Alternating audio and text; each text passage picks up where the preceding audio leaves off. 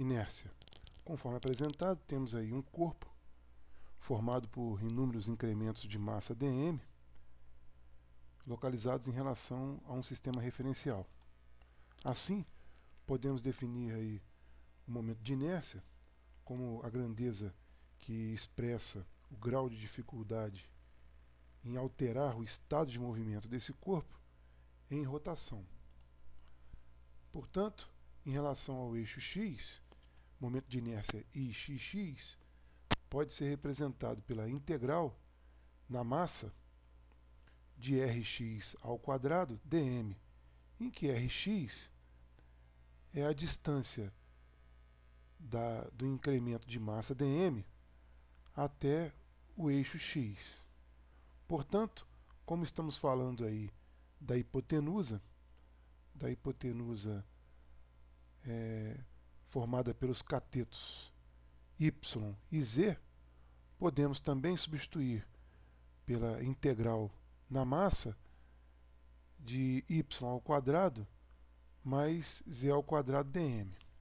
Da mesma forma, podemos aí definir iy como a integral na massa de ry ao quadrado dm. Portanto, a integral da massa de x ao quadrado mais z ao quadrado dm. E izz, a integral na massa de rz ao quadrado dm. Portanto, a integral na massa de x ao quadrado mais y ao quadrado dm. Inércia.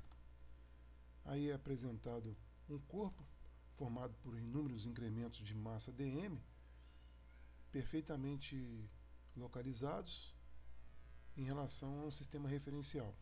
Assim, podemos definir o produto de inércia como sendo a grandeza que mede a antissimetria da distribuição de massa desse corpo em relação a um par de eixos e o seu próprio baricentro, ou centro de massa. Portanto, o ixy, ou seja, em relação ao par de eixos x, y, é igual a iyx,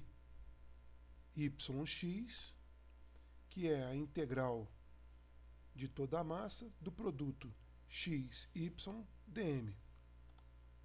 Da mesma forma, ixz igual a izx, que é a integral em m de xz dm.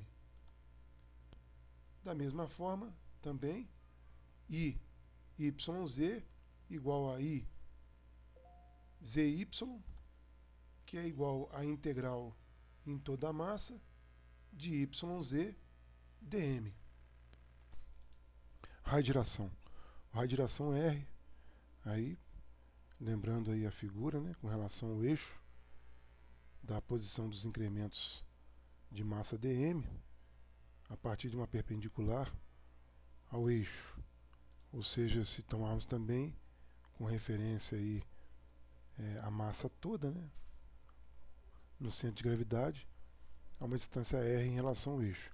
O raio de giração é definido a partir do conceito do momento de inércia. I é igual a r ao quadrado vezes m. Portanto, o r, que é o raio de giração, é definido como a raiz quadrada de I sobre m. De forma análoga, a massa, também a área, I é igual a r ao quadrado vezes a área. Assim, o raio de giração, né, pode ser definido também como a raiz quadrada do momento de inércia dividido pela área.